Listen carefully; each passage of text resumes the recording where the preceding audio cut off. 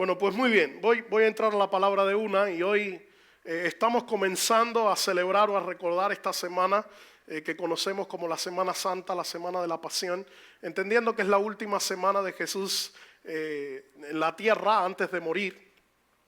Y claramente no hay nada místico alrededor de esto, celebramos la vida de Cristo y la victoria de Cristo todos los días de nuestra vida. Un cristiano que espera la semana de la pasión para celebrar que Jesús murió y resucitó es un cristiano que no entiende el Evangelio. El Evangelio se trata precisamente de que Jesús murió y de que Jesús resucitó, y eso lo celebramos todos los días de nuestra vida. Lo que hacemos estos días es tomar un espacio para recordar, para enseñar, para conmemorar todos estos eventos que son puntuales y que de alguna manera son el fundamento, la base, la esencia de nuestra fe, de lo que creemos, de lo que entendemos en la Escritura, de qué se trata lo que predicamos, lo que conocemos. Y es interesante porque justo después de que Jesús resucita a Lázaro, que es lo que da inicio a toda esta semana, Jesús estaba en casa de Lázaro después de que se había perdido por 4 días. Su amigo Lázaro muere, lo mandan a llamar y él se retrasa, dice que se iba, que no tenía tiempo para llegar, así que todo el mundo diciendo, su amiga le dice, si hubieras venido, él hubiera resucitado. O él no hubiera muerto. Alguien dice que esta mujer no tenía fe. Yo creo que sí tenía fe, porque ella sabía que si él venía y estaba ahí, Lázaro iba a sanar y no iba a morir, pero no le alcanzó la fe para pensar que Jesús lo podía resucitar. Así que Jesús estaba lejos, dice que él regresa 4 días después. Quiero que sepas que la tradición judía creía en la resurrección hasta el 3er día, pero a partir del 4º día ellos pensaban que eso no era posible. Por eso es que cuando Jesús viene, ella le dice, yo sé que mi amigo va a resucitar después, en el día postrero, cuando tú vengas en tu gloria. Y Jesús dice aquella frase impresionante que estremece, yo me imagino los cimientos de esa casa y de toda la gente. Ahí le dice, mujer, yo soy la resurrección y la vida, y el que esté muerto, aunque cree en mí, va a vivir. El que cree en mí, aunque esté muerto, vivirá, ¿verdad que sí? Así que Jesús establece este principio de la resurrección. Jesús establece el principio de la fe en Él y el poder sobrenatural de Dios que resucita y que levanta a Lázaro de entre los muertos. Y quiero que sepa que ese es el fundamento de lo que empieza a pasar después el resto de los días, porque se amontona un montón de gente para recibir a Jesús, que la mayoría de ellos, quiero que usted sepa que no creía en Él realmente, no le había seguido por mucho tiempo. Había mucha gente ahí que había seguido a Jesús mucho tiempo y hubo mucha gente que se aglomeraron en ese lugar simplemente porque Jesús acababa de hacer un milagro extraordinario, impresionantemente grande, y ellos pudieron reconocer que había algo impactante ahí, que había algo diferente allí, y ellos decidieron seguir a Jesús. Así que esa es la razón por la cual cuando Jesús va a entrar a Jerusalén, en el texto que vamos a leer ahora en la palabra, dice que aquello estaba repleto de gente y la gente le estaba gritando y le estaba cantando. Yo quiero que nosotros vayamos a la Escritura. Mateo capítulo 21, por favor, acompáñenme a la palabra. Mateo capítulo 21. Voy a leer algunos textos aquí.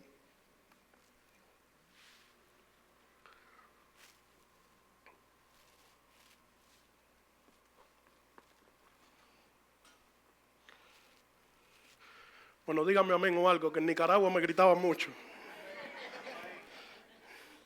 Mateo capítulo 21 dice la Escritura, cuando se acercaron a Jerusalén y llegaron a Betfagé, junto al monte de los olivos, Jesús entonces envió a 2 discípulos diciéndoles, vayan a la aldea que está enfrente de ustedes y enseguida encontrarán un asna atada y un pollino con ella, desátenla y tráiganla a mí. Y si alguien les dice algo, digan, el Señor los necesita y enseguida los enviará. Esto sucedió para que se cumpliera lo que fue dicho por medio del profeta cuando dijo, digan a la hija de Sión, mira, tu rey viene a ti, humilde y montado en un asna y en un pollino, hijo de bestia de carga. Entonces fueron los discípulos, hicieron tal como Jesús les había mandado y trajeron el asna y el pollino, pusieron sobre ellos sus mantos y Jesús se sentó encima.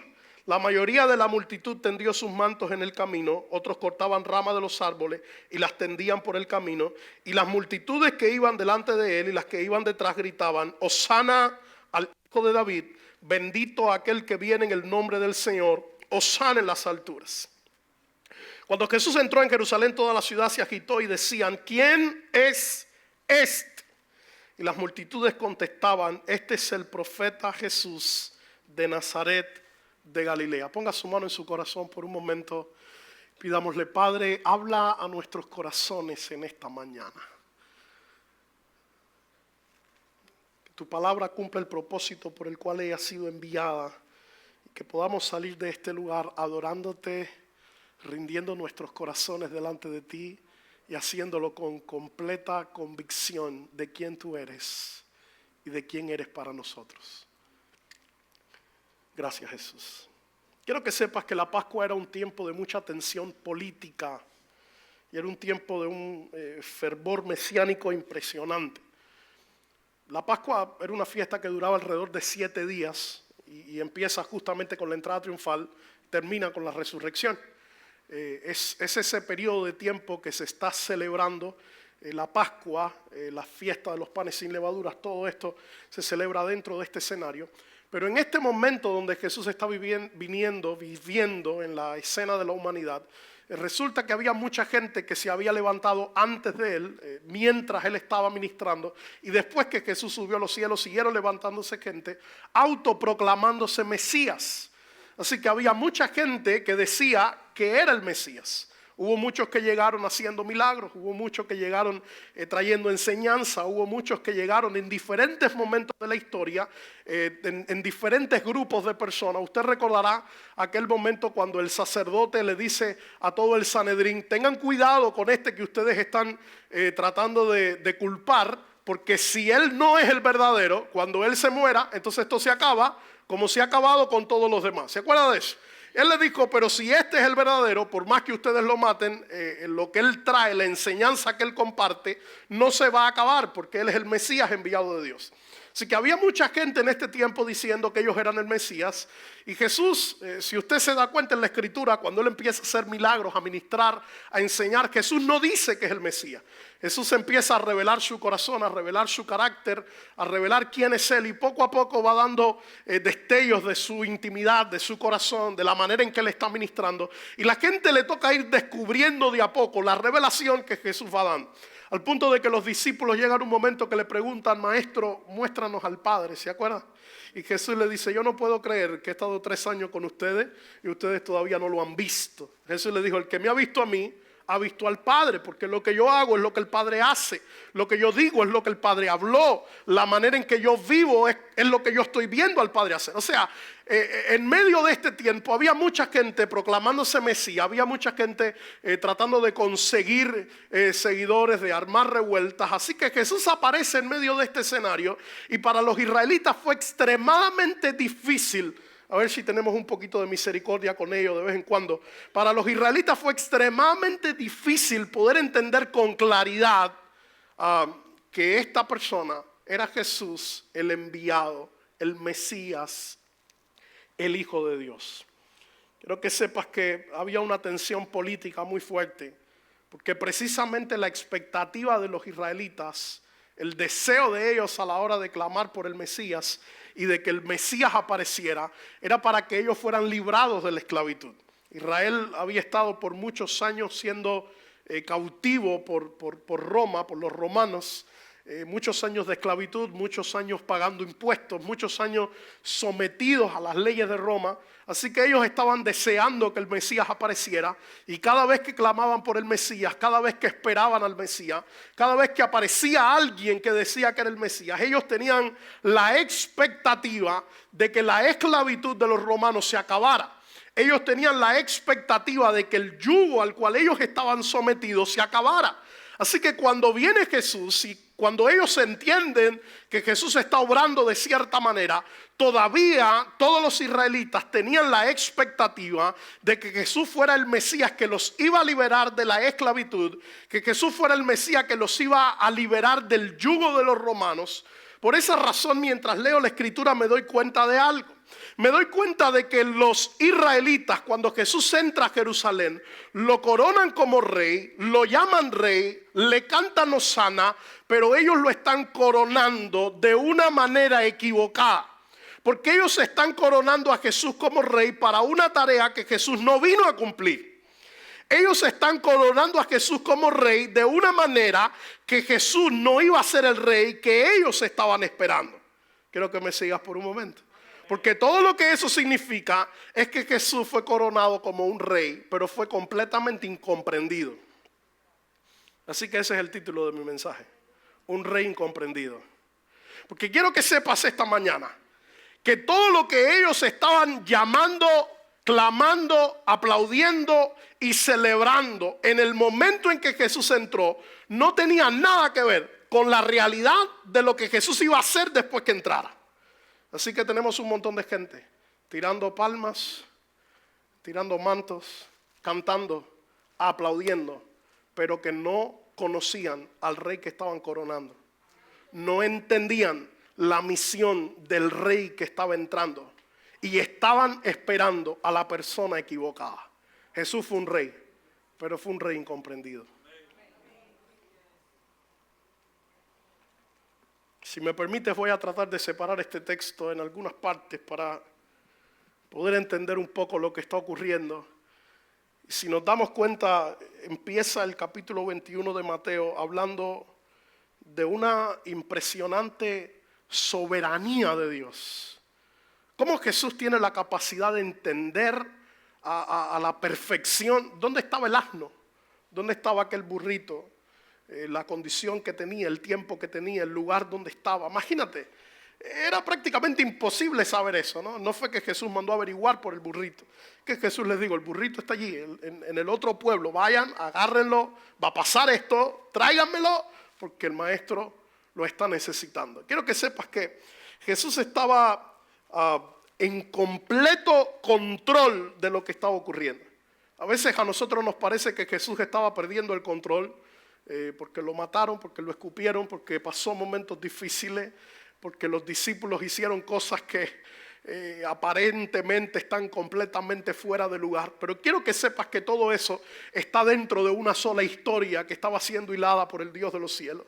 El Dios de los cielos estaba construyendo el futuro de la humanidad y estaba construyendo la historia de la salvación de la humanidad. Y era necesario que Dios revelara dentro de todo este contexto que el fundamento que Él iba a usar para salvar a los hombres, número uno, era su poder y su sobrenaturalidad y su soberanía total. Él estaba diciendo, hey, voy a empezar esto y lo voy a empezar revelando mi poder, mi gloria, mi nombre, mi autoridad en medio de todo esto, y que todos ustedes sepan que yo soy el Dios verdadero, que yo soy el Dios de Israel. Empieza Jesús revelando su nombre, revelando su carácter, revelando su autoridad. Y me encanta que lo que Jesús va a buscar es precisamente un burro. Digo, si usted es cristiano quizás de hace 3, 5 años, probablemente ha escuchado un poco acerca de esto en algún momento, pero yo me puse a tratar de entender un poco qué era realmente lo que pasaba con los romanos. Y me di cuenta que habían unos detalles aquí hermosos, son fascinantes, porque cuando un líder romano conquistaba una guerra, conquistaba una ciudad y regresaba a Roma, regresaba a su ciudad, había muchas cosas que pasaban. Quiero que sepas que él entraba montado en un caballo grande, y eso tenía que ver con autoridad, con control, con gobierno. Ese líder romano se ponía una túnica de color púrpura, porque el púrpura tenía que ver, en el entendimiento de ellos, tenía que ver con gobierno, tenía que ver con reinado, tenía que ver con autoridad. Así que cada rey, cada líder romano que conquistaba un territorio, entraba a Roma montado en un caballo, con unas túnicas de color púrpura, entraba rodeado de un montón de soldados que lo custodiaban, que lo acompañaban. Y cuando entraba al lugar, entraba dos cosas. Entraban los esclavos que había logrado conseguir después de la guerra, y entraba todo el botín de guerra, todo lo que había logrado conseguir.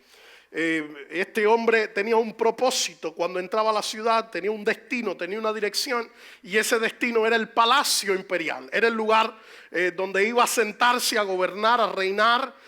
Así que cuando yo entiendo todo esto y miro en la vida de Jesús y la manera en que Jesús entra a Jerusalén, me doy cuenta que lo primero que Jesús está haciendo es quebrantando todos los patrones que gobernaban la mente de todo el pueblo. Me doy cuenta que Jesús empieza a quebrantar y a romper toda la mentalidad, toda la expectativa y todo lo que ellos creían que tenía que pasar. Fíjate que ellos estaban esperando a un conquistador, a un hombre que iba a venir a gobernar, a reinar, a liberarlos del yugo de la esclavitud. Pero Jesús no entra en un caballo, Jesús entra en un burro, porque Jesús está estableciendo un fundamento nuevo para un reino nuevo que ha de ser establecido. Jesús no entra en un caballo porque el caballo tenía que ver con el gobierno humano y la conquista humana, y Jesús entra en un burro diciendo: el reino que vengo a establecer es un reino espiritual y es un reino diferente. Jesús no entra con una túnica morada, Jesús entra con las ropas que usaban los judíos y le habían puesto, usted se recordará después, cuando iba camino a la cruz del Calvario, aquel manto del rey Herodes. Cuando Jesús entra a Jerusalén, dice que no andaba con una corona. Todos los reyes y todos los líderes romanos, cuando entraban a un lugar después de una conquista, ellos usaban una corona de laurel, porque eso implicaba la autoridad, el gobierno, la conquista, el reinado. Jesús no entra con corona, todo lo contrario, entraba sin ninguna corona. Al punto de que cuando está en la cruz del Calvario, camino a la cruz, usted recordará que le pusieron una corona, pero fue una corona de espinas. Jesús estaba rompiendo todos los patrones y toda la mentalidad con la que ellos venían. Pero hay algo que me fascina todavía más, y es pensar en que cada vez que un líder romano entraba a su ciudad, después de haber conquistado, tenía un destino, y el destino que él tenía era precisamente su palacio. Él entraba para ir a su palacio y que todo el mundo le siguiera, recibiendo adoración, recibiendo ofrendas, recibiendo alabanza. Y cuando yo me pongo a leer la escritura, me doy cuenta que Jesús también tenía un destino. Jesús también tenía un lugar donde iba a ir, un lugar donde se iba a sentar, un lugar donde iba a reinar. Pero la noticia es que ese lugar no era un palacio. Ese lugar no era un asiento lleno de oro con grandes cojines. Ese lugar era el lugar donde la humanidad iba a ser restaurada, transformada, salvada, liberada para el resto de la vida. Pero ese no era un lugar cómodo, era el lugar de sufrimiento, era el lugar de dolor, era el lugar donde la sangre iba a ser derramada, era el lugar de martirio, era el lugar de quebranto, era la cruz. Todos los reyes romanos y los líderes romanos entraban con la única intención de sentarse a gobernar en un lugar. Y Jesús entró, quiero que lo escuche, con la misma intención. Jesús entró para establecer un reino, para gobernar, para conquistar, para transformar la tierra. Pero un reino diferente y en un asiento diferente. El asiento sobre el que Jesús se sentó para gobernar la tierra fue el asiento de la muerte, fue la cruz del Calvario, el lugar donde todo el mundo tiene esperanza y donde todo el mundo es transformado y donde la humanidad entera fue redimida a causa del sacrificio de Jesús.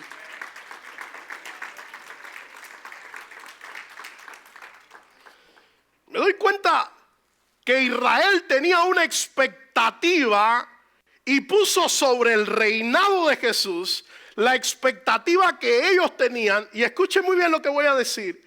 Esa fue la razón por la que ellos no le conocieron y hasta el día de hoy no le conocen. Porque ellos estaban esperando que Jesús cumpliera sus expectativas. Y cuando Jesús se establece como rey, Jesús no viene a cumplir nuestras expectativas, Él viene a transformar nuestras expectativas. Él viene a establecer su reino y que nosotros cumplamos las expectativas de Él. Había un problema con Israel y Jesús estaba demostrando que Él estaba en completo control. Jesús estaba demostrando que viene a establecer un reino de humildad, de paz, de gracia, de misericordia, y un reino que viene a dividir también, un reino que viene a establecer la diferencia entre lo que es bueno y lo que es malo, un reino que viene a establecer la diferencia entre lo que es puro y lo que es impuro, un reino que viene a marcar la línea entre lo que es santo y lo que es profano, un reino que viene a establecer la diferencia entre los que son ovejas. Un reino que viene a establecer la diferencia entre lo que es trigo y lo que es cizaña. Él dijo que cuando ese reino fuera establecido, hijos contra padres, hermanos contra hermanas, porque todo el que se entregue a ese reino, el que establezca a Jesús como rey, toda la estructura mental tiene que ser transformada, la vida tiene que cambiar, la familia tiene que cambiar, la manera de tomar decisiones tiene que cambiar, la manera de lidiar con las finanzas tiene que cambiar, la manera de ver el futuro tiene que cambiar. Porque cuando usted se somete al reino de los cielos, nosotros no venimos a modificar la cultura del reino con nuestra cultura. Yo quiero que usted sepa, es que esto salió de Nicaragua, porque esas noches ahí largas donde salían esas tantas conversaciones y tantos temas, y había algo con claridad de lo que hablábamos todo el tiempo. Quiero que escuche esto. Nosotros tenemos completamente la expectativa de que el reino de Dios sea amoldado todo el tiempo a nuestra cultura, a nuestras ideas, a nuestros conceptos, a nuestra expectativa. Perdónenme, pero yo tengo una mala noticia esta mañana. El reino de Dios no viene a acomodarse a nadie. El reino de Dios es como una piedra que vio Daniel, que es cortante, que viene a romper los reinos, que viene a romper la estructura, que viene a romper lo que está establecido y que se establece y se pone como el centro de todo lo que nosotros somos. Perdónenme. Pero el reino de Dios no viene a acomodarse a nosotros. Si nosotros nos encontramos con ese rey, nos sometemos a ese rey y nos encontramos con las leyes de ese reino, somos nosotros los que tenemos que ser transformados. No es él. Israel no lo entendió. Y a causa de que no lo entendió, Jesús les dijo: ustedes se han perdido el tiempo de su visitación. A causa de que no lo entendieron, el Mesías de Dios, el prometido eterno, el Hijo de Dios, Yeshua, les pasó por delante y ellos no lo vieron. El Dios eterno encarnado delante de ellos y no lo vieron, porque tenían demasiada expectativa de que sus deseos, sus planes, sus sueños, su vida fuera cumplida en un rey que ellos no entendieron. Jesús fue un rey incomprendido, porque ellos no entendieron lo que él vino a hacer.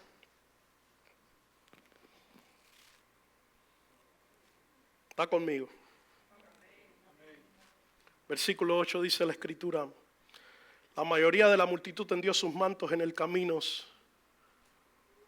Otros cortaban ramas de los árboles y las tendían por el camino, y las multitudes que iban delante de él y las que iban detrás gritaban: Hosana al Hijo de David.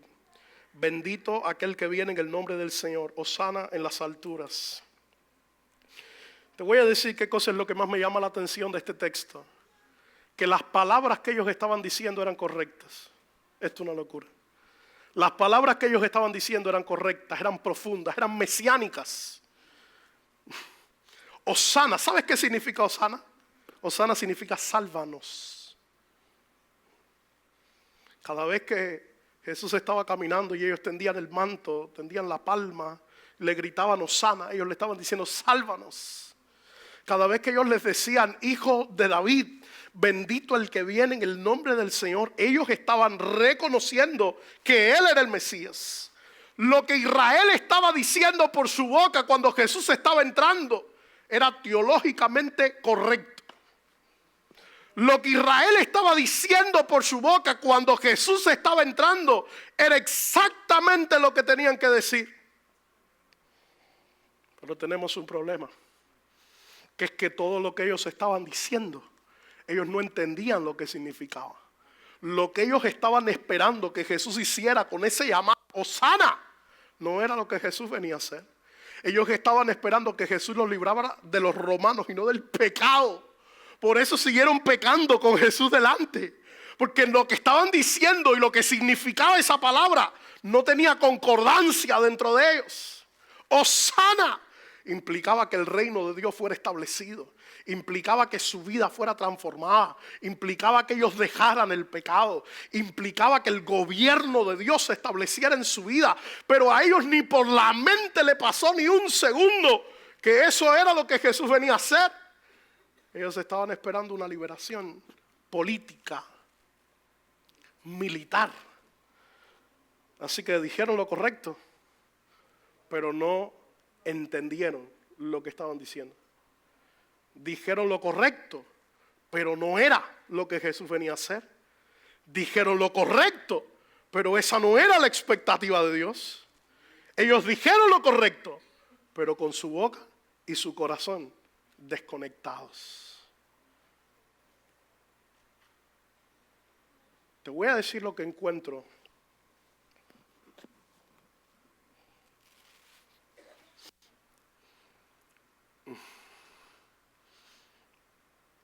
Lo que encuentro en la Escritura es que la gente que le gritó sana y le gritó hijo de David, sin saber lo que decían, escúcheme por favor, cuando llegó el momento difícil, el de la prueba, el de la persecución, ¿sabes qué hicieron? Corrieron.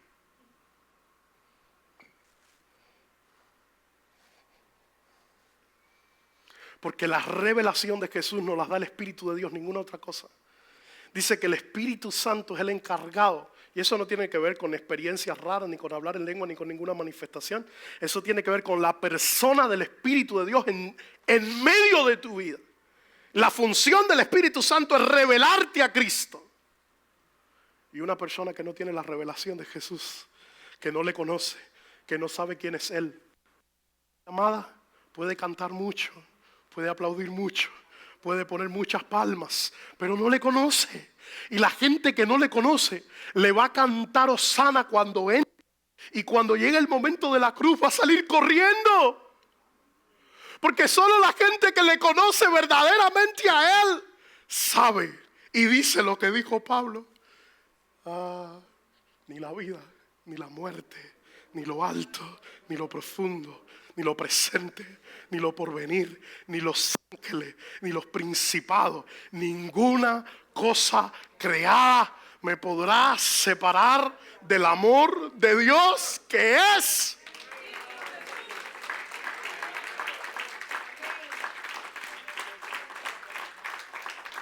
Necesitamos entender que para poder permanecer en medio de la prueba y adorar al Señor en medio de la prueba, necesitamos conocer a Jesús. La gente que le conoce le adorará en la bendición y en la dificultad, en el hambre y en la desnudez. La gente que no le conoce enfrente de la prueba saldrá corriendo. Porque su esperanza, la pasión de su vida, el anhelo de su vida está en cualquier lugar menos en el único lugar correcto. Yo encuentro un montón de gente que se pasó todo el día gritando hosana.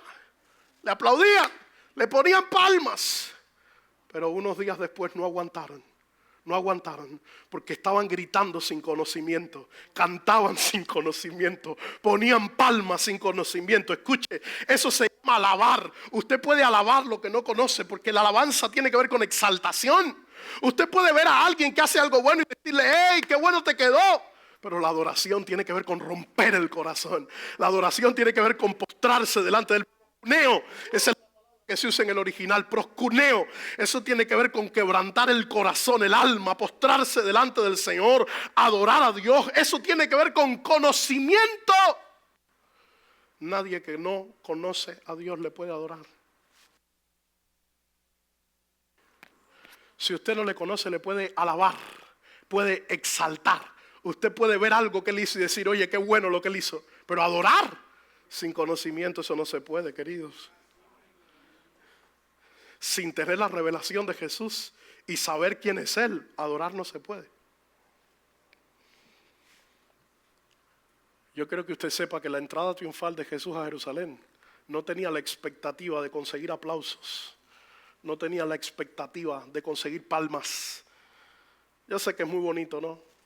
Hacemos esas obras de teatro y ponemos las palmas y los mantos y pensamos que la entrada de Jesús se trata de eso. Pensamos que la entrada de Jesús se trata de aplausos, de palmas y de mantos. Pero yo quiero que sepa que Jesús entrando a Jerusalén tiene que ver con un reino.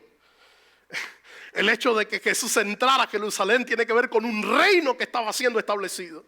Con patrones que iban a ser transformados. Con gloria que iba a ser manifestada. No tiene que ver con alabanza. Tiene que ver con un reino que venía de camino. Que lo cargaba Jesús, el Mesías. Que estaba a punto de ser manifestado. ¿Sabes cuál es el nivel de profundidad tan complejo que encuentro? Que en el libro de Juan capítulo 12, cuando usted lee la palabra, versículo 26, no lo voy a leer ahora, pero anótelo si quiere y lo busca después. Juan capítulo 12, versículo 26, usted va a encontrar algo interesante. Y va a encontrar que dice, porque este relato es un relato que aparece en los 4 evangelios. La mayoría de los milagros de las enseñanzas usted lo encuentra en 1, en 2 o quizás en 3. Pero el relato de la entrada triunfal de Jesús en Jerusalén lo va a encontrar en los 4 evangelios. El nivel de importancia que esto tiene. En el libro de Juan capítulo 12 hay un detalle importante y dice que los discípulos de Jesús, los 12, está hablando de los 12, entendieron lo que pasó cuando Jesús entró a Jerusalén. ¿Sabe cuándo? El día de su glorificación. Juan capítulo 12 versículo 26, dice la escritura que los 12, los que andaban con él, los que estuvieron 3 años y medio con él, escuchándole enseñar, viéndole hacer milagros, aprendiendo de todo lo que él hacía, entendieron lo que Jesús hizo cuando entró el día que Jesús estaba muriendo en la cruz del Calvario. Así que aún los 12 estaban el domingo de Ramos, poniendo sus ramos, poniendo sus palmas, cantando, sin saber lo que estaban haciendo.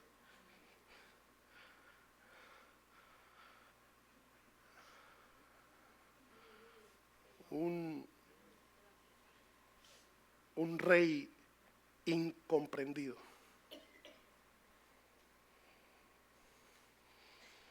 Versículo 10. Cuando Jesús entró en Jerusalén, toda la ciudad se agitó y decían, ¿quién es este? Las multitudes contestaban, este es el profeta Jesús de Nazaret de Galilea. Yo recordaba un poco quizás ese encuentro, ¿verdad?, de Jesús con los discípulos, cuando les hizo esa pregunta. Y él les dijo, ¿quién soy yo? Así que ellos respondieron y le dijeron, algunos dicen que eres un profeta, otros dicen que eres Elías, Juan, ¿ustedes quién dicen que yo soy? Se levanta Pedro y le dice, tú eres el Cristo. ¿Sabes que Cristo es un título? Cristo no es un nombre, Cristo es un título. Significa Mesías, Salvador, enviado. Tú eres el Cristo, el Hijo del Dios viviente. Jesús le habla y le dice, hey, eso no te lo reveló ni carne. Eso no te lo reveló ni carne. Porque la revelación de Jesús, escúchame por favor, el conocimiento de Jesús, cuando viene de carne y cuando viene de sangre,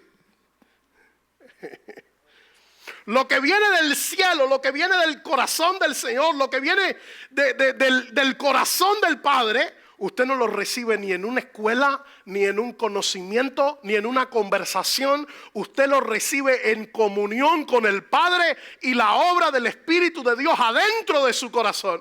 Eso nadie lo puede producir, nadie se lo puede dar, nadie se lo puede regalar. No te lo reveló ni carne ni sangre, eso te lo reveló mi Padre que está en los cielos.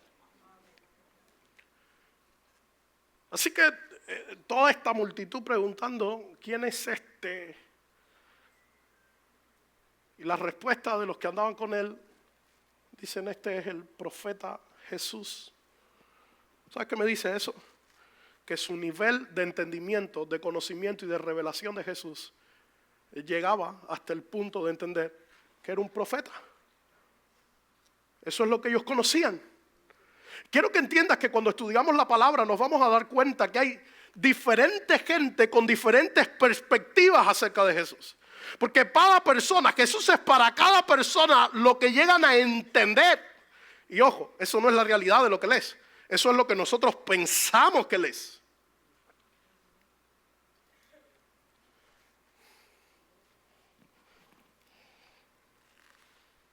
Si usted lee el libro de Lucas capítulo 19 va a encontrar que después de este escenario llega un momento donde Jesús iba a entrar por la ciudad, por la puerta de Oriente. Es interesante porque Jerusalén tenía 8 puertas que la rodeaban, o sea, había 8 puertas por las que se podía entrar a la ciudad. Pero Jesús escoge la puerta de oriente, y esto no es casualidad. La puerta de oriente era la puerta que todos los israelitas estaban esperando que el Mesías entrara. O sea, en la tradición judía, ellos entendían que el Mesías, cuando entrara a Jerusalén a conquistar, a establecer su reino, iba a entrar por la puerta de oriente. Pero lo que pasa en medio de este escenario es interesante, porque está Jesús listo para entrar por la puerta del oriente, establecer su reino, el reino espiritual que él carga por dentro. Y lo que Jesús hace delante de la puerta, querida familia, no es dar un discurso, no es hacer un milagro. Lo que Jesús hace es llorar por Jerusalén. Es que es una locura. El día de la celebración, el día de la victoria, el día de la entrada, el día de las palmas, el día de los ramos, el día de los aplausos y de la alabanza. Y aquel a quien estaban alabando, recibiendo, clamando y cantando, lo que hace es llorar. Cualquiera diría, qué mal agradecido Jesús. ¿Cómo se pone a llorar si le estamos cantando? ¿Cómo se pone a llorar si le estamos alabando y le estamos recibiendo? Pero Jesús dice en el libro de Lucas capítulo 19, léalo después.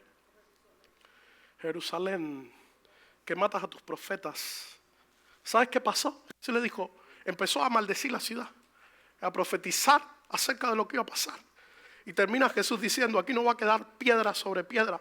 ¿Sabes cuál es la razón? Jesús le dice, porque ustedes no entendieron el tiempo de su visitación. En el día de la alegría, Jesús estaba llorando.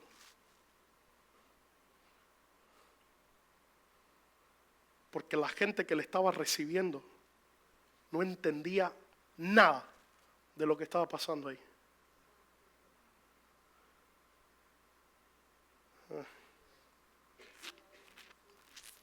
Yo creo que ustedes estaban esperando otra cosa esta mañana, ¿no? La entrada triunfal de Jerusalén es alegría, es gozo, es llanto, es celebración, es Jesús entrando, es Jesús conquistando un reino. ¿Sabes de qué se trata? Se trata de que Jesús estaba trayendo un reino y ellos querían otro. Estaban celebrando algo que no era lo que Jesús traía. Yo me pregunto en esta mañana, ¿cuánto conocemos a Jesús realmente? ¿Cuánto le conocemos a Él? ¿Quién es Jesús para mí? ¿Qué conozco de su reino? Porque quiero que sepas que la entrada a Jerusalén no se trataba ni de alabanza ni de celebración. Se trataba de un reino que estaba siendo establecido. Así que Jesús iba a venir a transformar, a cambiar, a renovar, a establecer algo diferente. Algo que el pueblo no quería.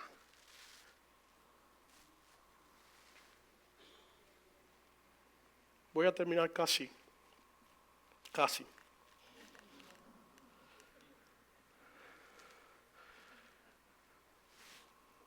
Solo déjame darte un par de principios acerca del reino. No te puedo dar todo lo que significa el reino de Dios porque estaríamos... Imagínate, dice la Escritura, fíjate si ellos no lo entendieron, que dice la Escritura que cuando Jesús resucitó, después estuvo 40 días enteros hablándoles de nuevo acerca del reino. Lo que les había estado enseñando por 3 años. Cuando Él entra a Jerusalén, ellos no lo entendieron. Le tocó 40 días después volver a enseñarles del reino. Y usted lee la Escritura en el libro de Hechos, capítulo 1, versículo 8, ya cuando Él se iba a ir. Y dicen los discípulos, Maestro, ¿será que vas a restaurar el reino de Israel en este tiempo? Sí, es que nuestras escuelas hubieran estado suspensos ellos.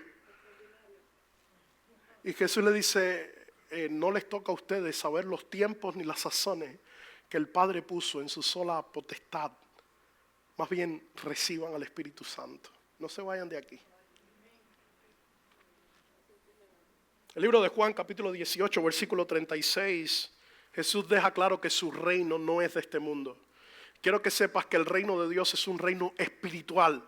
No es un reino físico, no es un reino carnal, no es un reino natural, no es un reino humano, es un reino espiritual. Juan 18, 36, Jesús dijo, mi reino no es de este mundo.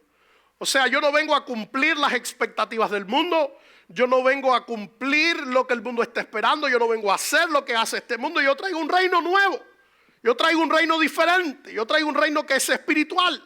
El gobierno de este reino es espiritual. La estructura de este reino es espiritual. Las leyes de este reino son espirituales. Los valores del reino son espirituales.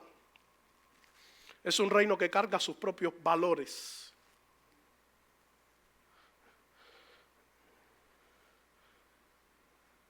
Los valores de los que pertenecen al reino no lo determina la cultura en la que vivimos, ni la sociedad en la que vivimos. Lo determina el reino en el que estamos injertados.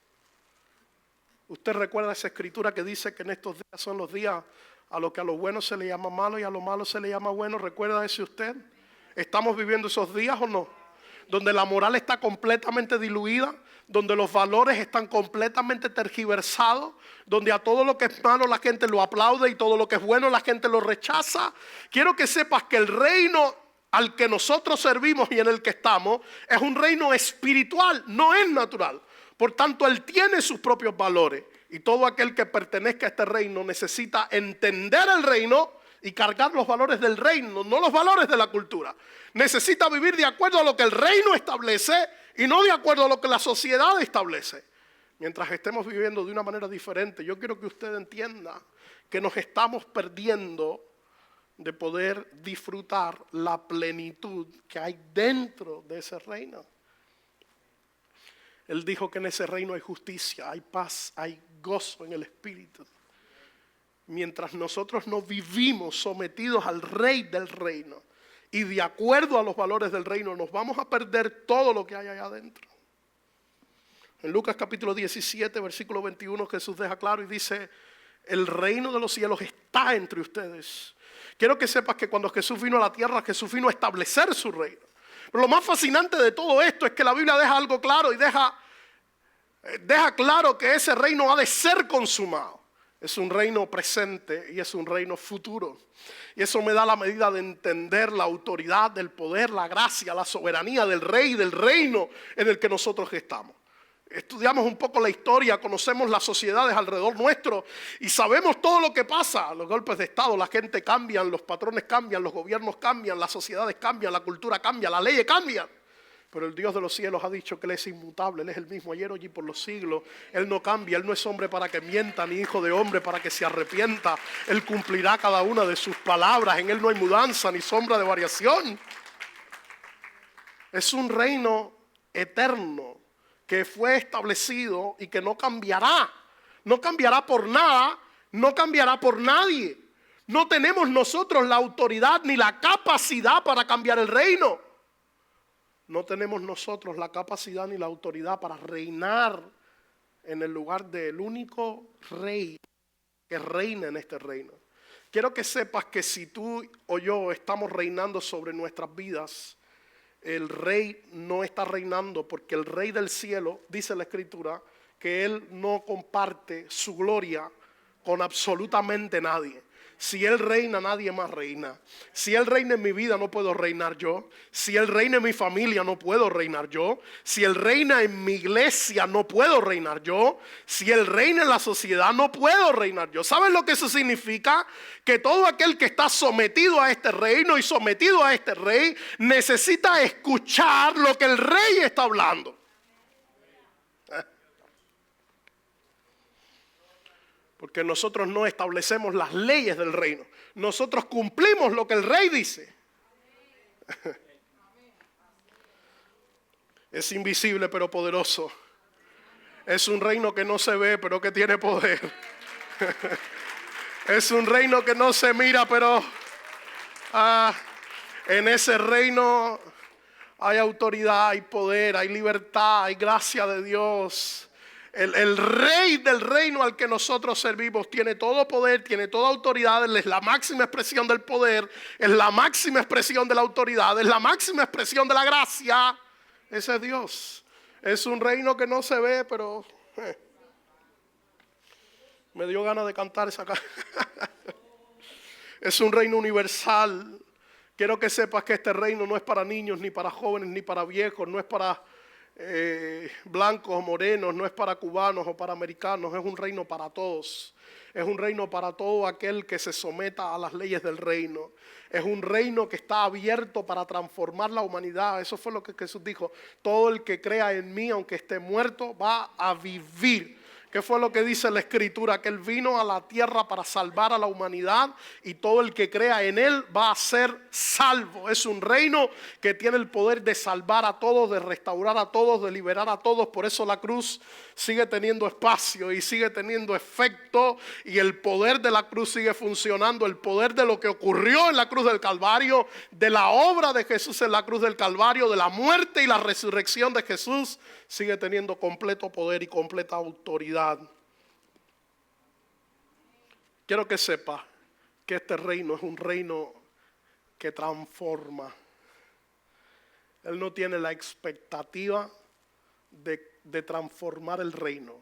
Él tiene la expectativa de que todo lo que toca el reino sea transformado.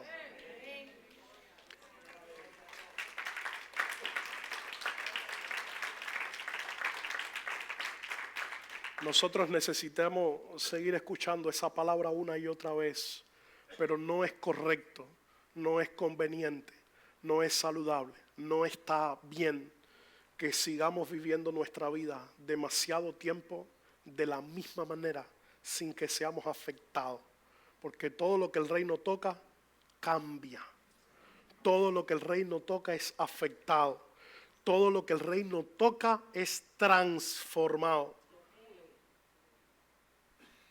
Nosotros necesitamos pensar esta mañana, ¿qué tanto conozco a Jesús?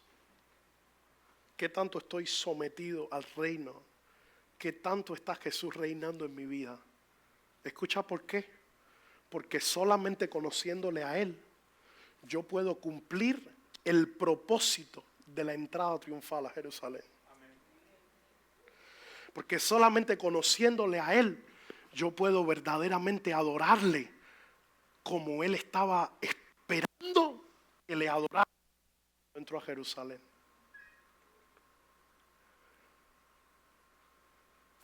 A veces pensamos que el Evangelio se resume a lo que pasó en la cruz. Yo quiero que sepas que eso es parte del fundamento del Evangelio, pero no es todo. Hay algo más. La Biblia dice que Jesús vino, murió, resucitó, ascendió al cielo. Pero dice que Él regresará. Dice que Él va a regresar por su iglesia. Quiero que escuches lo que te voy a decir. Porque el libro de Apocalipsis dice que cuando Él regrese, ahí no va a regresar en un burro. Ahí va a regresar en un caballo blanco. Y va a tener en su frente escrito: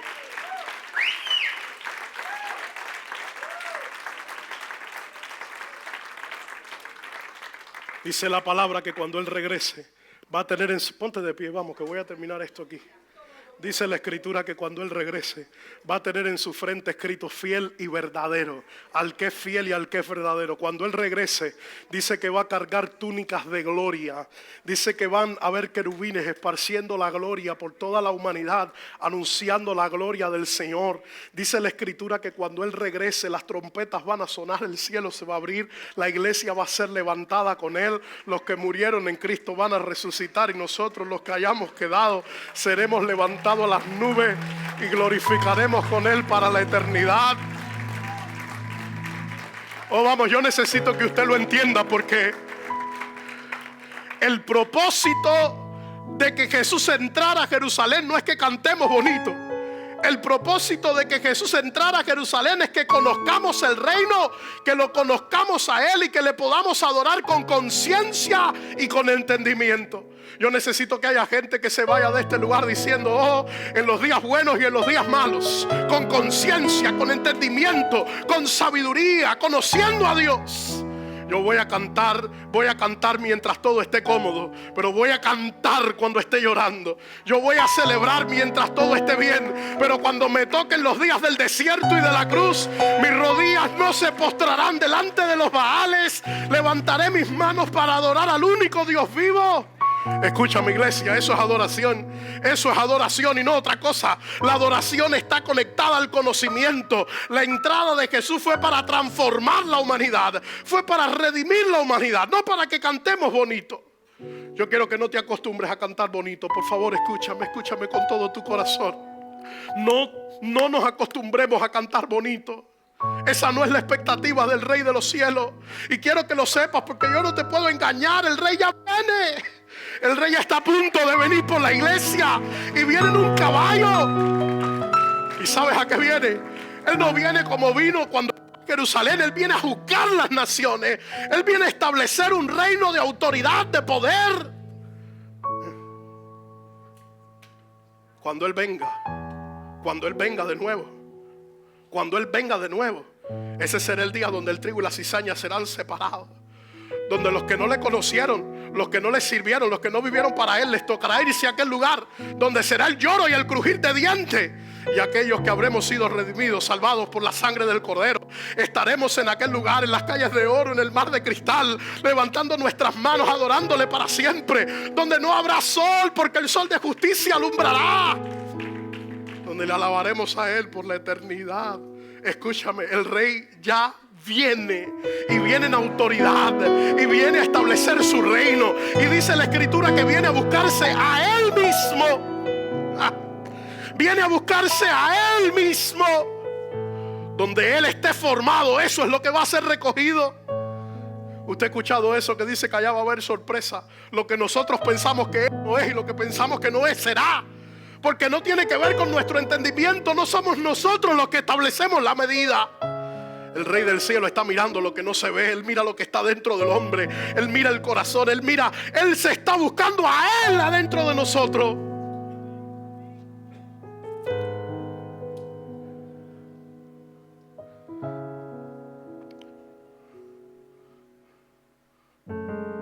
Gracias, Padre. El Rey ya viene. El Rey ya viene. Y hace falta una iglesia preparada, lista, ataviada, sin mancha y sin arruga, esperando al Cordero, que levante sus manos y abra sus labios y le diga: Maranata, ven pronto, Señor, ven pronto por tu iglesia. Ven a levantarnos porque te esperamos. Vamos a cantar una canción con entendimiento. Vamos a adorarle con entendimiento. Vamos a llamarle con entendimiento. Ustedes conocen en parte, dijo Él. En parte conocen y en parte profetizan, pero en aquel día, conocerán como fueron conocidos. Ustedes entenderán los misterios, lo conocerán todo. Necesitamos preocuparnos por lo que es verdaderamente importante ahora. Cierra tus ojos, por favor.